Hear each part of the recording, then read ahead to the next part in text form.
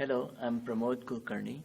For the Foundation of India Studies Oral History program, I have the distinct pleasure to welcome Randhir Sahni. Thank you. Good morning, Randhir. Good morning. Randhir Sahni is a partner and president of Llewellyn Davis and Sahni, an international architectural firm. As an architect, Mr. Sahni has worked on development and construction projects valued over $4 billion. He also served as city councilman for the city of Piney Point Village for 6 years and was appointed on the board of trustees of the Kansas State University Foundation. Randhir, let's start with your growing up in India. I was a pre-partition kid, and I was born in what's now Pakistan, Lahore, and but my father was in the eastern side of the country, so I really associate myself with Delhi. I went to high school in New Delhi, and then after graduating, I went to Baroda to do my at the School of Architecture. It was a 5-year program, and I think it was one of the best parts of my life because it was a different experience. I got to learn a different language, a different culture, a different value system. Let's go back to Delhi. What was life like in school? Miserable. Oh, really? I didn't care for high school, the life because I was in the boarding school. I see. And there was a very rigid program. That is, we had to get up at 5 in the morning, like a military academy. Yeah. And that didn't sit well with me. And I failed because of that one year, and then I had to compensate for that in college. Sure. And then what made you interested in architecture? I was very bad at mathematics, physics, and chemistry. And at the time, the main theme was that India has become independent, so we must be engineers. And if you get 3 out of 100 in trigonometry, you certainly are not qualified to do anything engineering. So the compromise was architecture, and I really wanted to do economics and philosophy and that sort of thing. But my parents, as well as the principal of the school, said no deal. Oh, okay. So were you inspired in any way by the architecture in Delhi? No, it was actually, there's a misconception about people doing architecture. They say, well, if you can draw, you can do architecture. No, drawing is a means to an end. It's a medium, but really how you think and how you convert the social, economic, political values and implications of the society into a third dimension. Oh, okay. That's what architecture. And then, of course, a larger picture, new town, and so on and so forth. You also do planning, city planning and community planning. Right. We're actually doing that right now, but we'll get to that when you want me to. Sure. Okay. What drew you to MS University? Had you heard about it in Delhi? There were 5 schools of architecture at that time, and one was in Delhi, and the other one was Baroda, and then there was Kharagpur and Bombay IIT and Bombay, JJ School of Arts and one more. So, but this was one of the oldest schools, and it was supposed to be one of the better schools, and it was because of it was privately funded,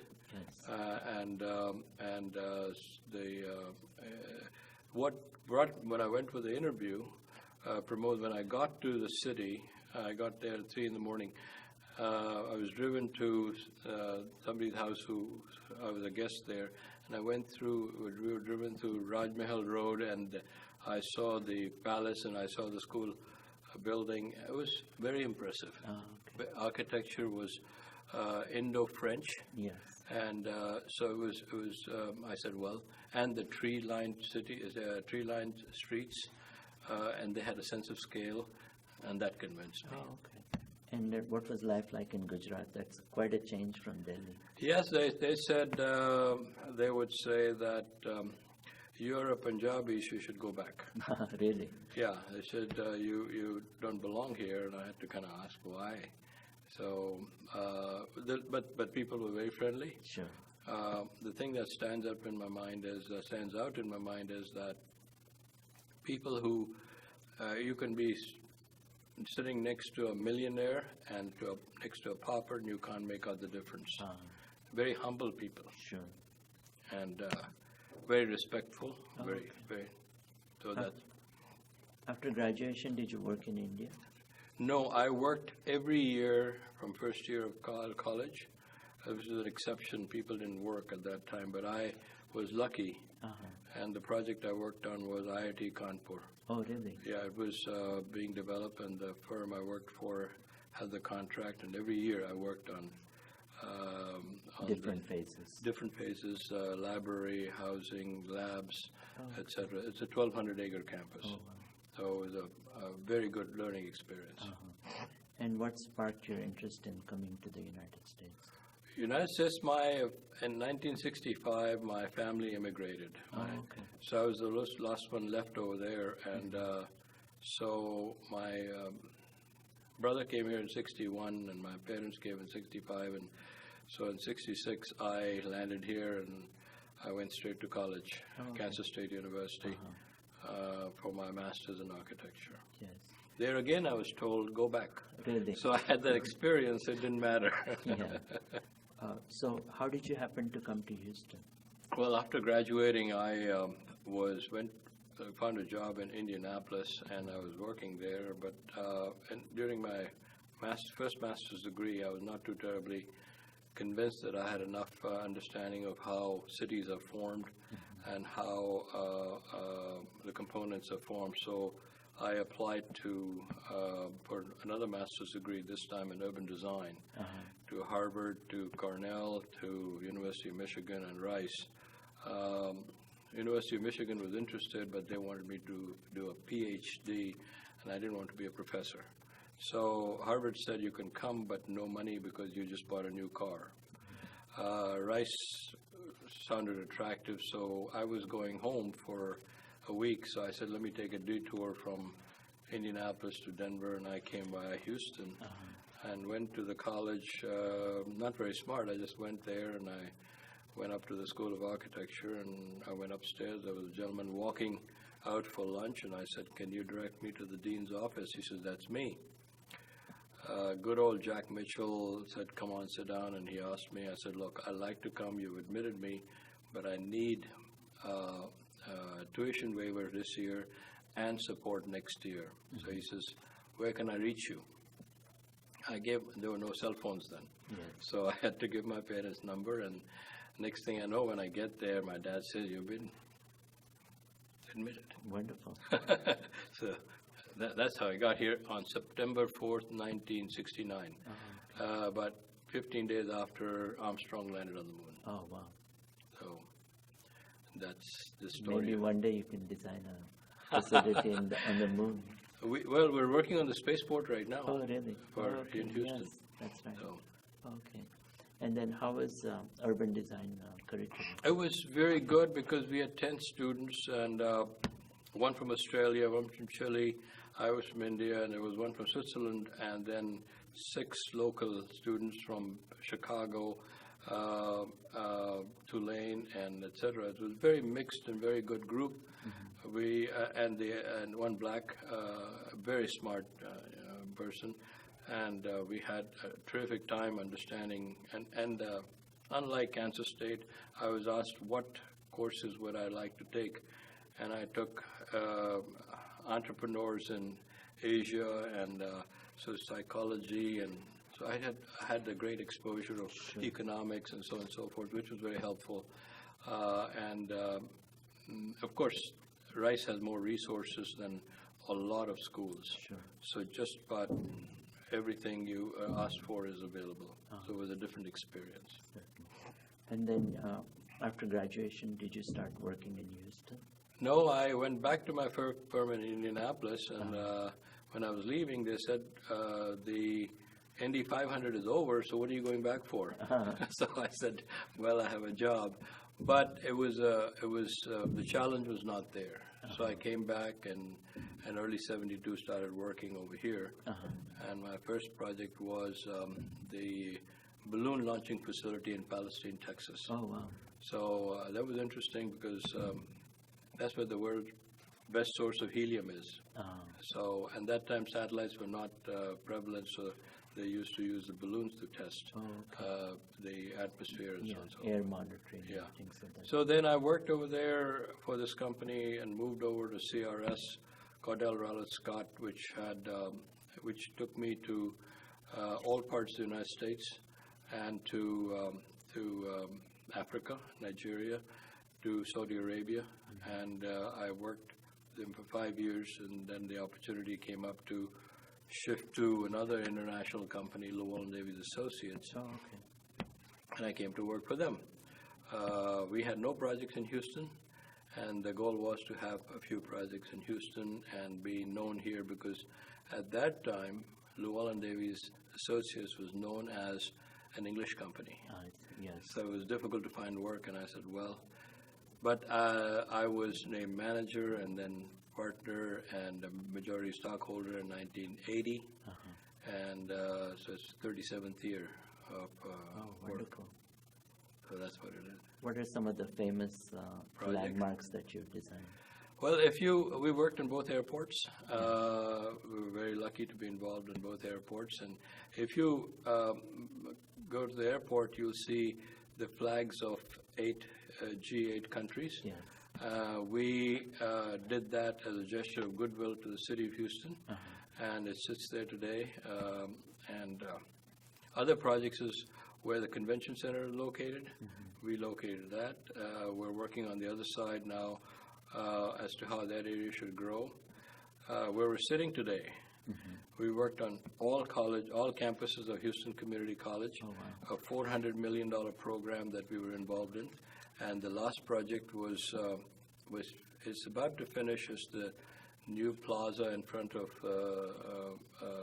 San Jacinto building, the 100-year-old building. And and I recommend you see it. It's pretty nice after dark. I don't praise my work, but it's very nice. So, wonderful. So that, and then the Christmas lighting that happened in the Galleria, Yes. we did that. We were the architects I was the architect of record for Bentab Hospital, when it was a new one, LBJ Hospital. So we've done some work in the medical center. Sure. We've done some work on the citywide basis, schools, colleges, and with the Woodlands, we were involved in that. And we just finished the transit facility for City of Conroe about 2 years ago there. So it's a mixed bag of projects. We're not focused on just architecture. It's a variety of things.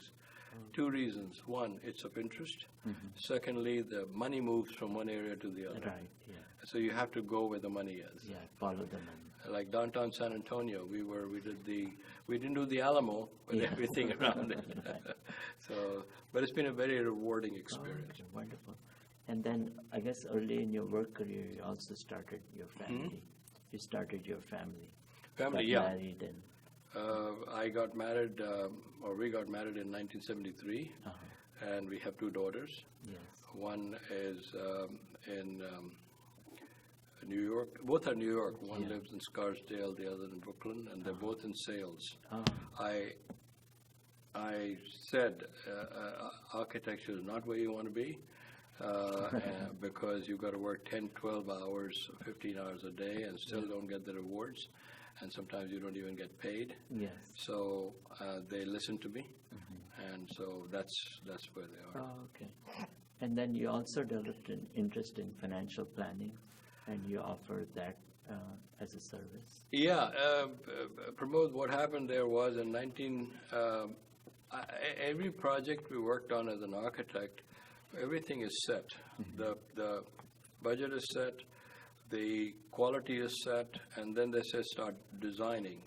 I was more interested in the front end of things, and what I realized was that you can't do anything without money. So I said I better understand capital. And I also dabbled into options and converted $1,000 in 1974 into $8,000. And so I got more interested in 1990s. I started writing a newsletter. In 97, I passed the Series 6 65 and 63, which allowed me to be called a registered investment advisor. And so I manage millions of dollars right now, different clients, and have enjoyed it because the understanding of money is what allowed my firm to be responsible for the financial side of helping Houston Community College with the funding and allocation of funds and management. So we could do both management as well as design applications. Okay, great. So, and most of the architects don't understand money. Sure. But they question, what's the different relationship? And I ask, tell me what you can do without money, and then the point gets home. That's true. But you've also donated your services. I remember the first, was it the Gandhi Center? You helped there. Yeah. And then you're also involved in the Asia Society. Yeah. Well, the Gandhi Center, and then the Gandhi statue. Yes. And then the Asia Society, and I was on the board, and then of course VPSS, where we've donated a lot of services to the temple, and we'll do that again and again if that's a need. Sure. So, but what interests me is quality, and you can improve the quality without a lot more resources. It's how you organize the resources is an important thing. Oh, okay. And then you also served on the as a city councilman. I was privileged to be there. I was first appointed to the Board of Adjustments, which is if somebody doesn't like the zoning, then they could come and protest it. And from there, I got onto the city council, and it was an interesting experience because the city is one of the richest geographical area in the city of Houston. So you got to be very careful in how you deal with people, and when you're on the city council, you have to make judgments on different things. Sure. But it was a great learning experience, and it added to my human relations aspect of life. Sure. And you're also involved with all the educational institutions that you had participated in. Yeah, what happened was, Pramod, that when I got to Kansas State, I had hoped that I'll finish in 3 semesters. After the 3 semesters, they said my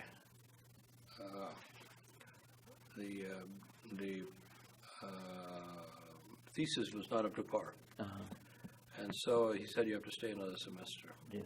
I said, oops, no money? So I said, you have to give me some money.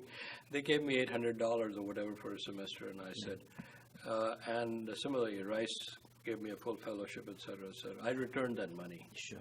So we have, at Rice, we have a lecture series for life, Randhir Sahni lectures. And that happens in March of every year. And Kansas State is building, in addition to the School of Architecture, and one of the labs is going to be, design labs is going to be called Sahni Family Foundation Lab. Oh, okay.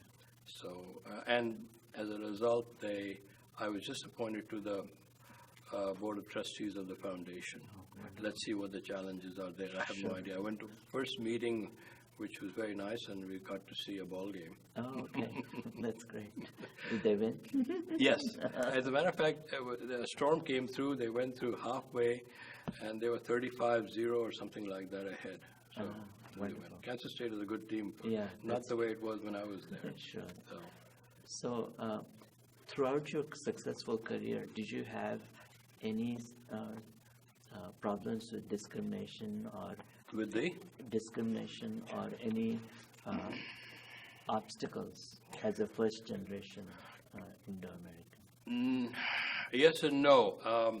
I considered them opportunities. Sure. If somebody said that, like for instance, I was chosen when I was at CRS to go to Saudi Arabia, and our local associate was a Lebanese person. And when he saw the list, he says, I don't think this gentleman should qualify to go to Saudi Arabia because he's from India. And so the question was why? He said, just because he's from India. They said, but he's good. Yeah. But you don't fight. So I didn't go, but the same question came up when they had a team chosen for Saudi Arabia, for Nigeria. And they said, we love Indians. Yeah. So different perspectives. And then, of course, we were proposing on a project in New York City, and the head of the planning and urban design from London was here to participate in the interview. And at dinner, he says, now, how come an Indian is heading a British firm in America? I didn't know what to say, so I said, I must be good. Yeah. That shut him up. Perfect answer. So, but it's been luck. Sure. And you can't take that as a liability. You have to convert that into an asset and say, well, this is who I am. It's my mind, brain, not where I come from or what I look like. Yeah, certainly. Now, what are your thoughts on retirement, or do you want to continue what you're doing? I'd like to, it's a difficult question, and you've been through the same thing, so you know. But if I can have, I want to be useful, got experience, and so I want to see investments you can do for your life. They don't go away, and but the day-to-day pushing and managing is where the difficulties come in, and we've got some people who might be able to take over that from the firm, and we've got some very interesting projects like the spaceport. We were brought in because of our reputation. We didn't have to compete for it, and there's some very good people in the office who can do it. So if they can launch. The first generation is, when it goes to second generation, which is me, Randhir Sahni, the third generation is even more difficult. Sure. So we'll see how it goes. Oh, okay. So, yeah, that was my next question. What do you think will happen to our community? Will we continue to be distinct, or will we be part of the mainstream community? I am concerned about people because they haven't experienced the challenges. So what I hear and read is the third generation has a tough time. Not my daughters, but their children, like Abanti and their children, because they have not experienced the hardship, they have not experienced the transition, and so their values are different, but they are still looked at differently. So they have to excel. But the positive side is there are lots of people who have been very successful of our origin. Yes. And that counters that negativity, if there is one. So, but it depends on the family, it depends on the individual, and it depends on if they have the right goals. But they'll have to compete with people who are coming in with greater goals and greater desires like we came. Sure. So that's the challenge. Right. So, and if they understand that, then they have won half the battle. Certainly. And as you exemplified throughout your career, it's the question of converting your challenges into opportunities. Into opportunities. Right. Yes, absolutely. You can't sit and cry. And nobody listens. Right. You've got to then say and there are opportunities. You've got to look at the right place. Sure. They come. Wonderful.